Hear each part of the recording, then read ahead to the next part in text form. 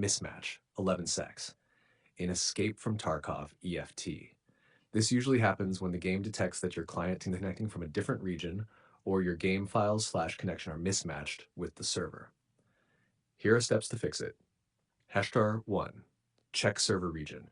Make sure you are selecting the correct server region in the EFT launcher. If you are in Europe, don't try connecting to the North America or CIS servers. Launch the game settings, game, check region selection. Hash 2. Restart the launcher. Close the game and EFT launcher completely.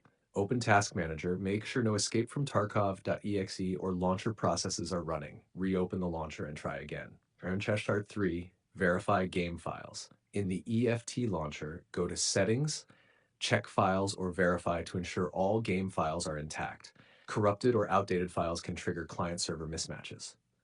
4. Disable VPN proxy. EFT sometimes blocks VPNs or proxies. If you're using any VPN, proxy, or unusual network setup, turn it off, connect via your normal ISP, and try again. 5. Flush DNS and network reset. 1. Press Windows R, type Command, press Enter. 2. Type these commands one by one. You can see the code in our conversation history. 3. Restart your PC.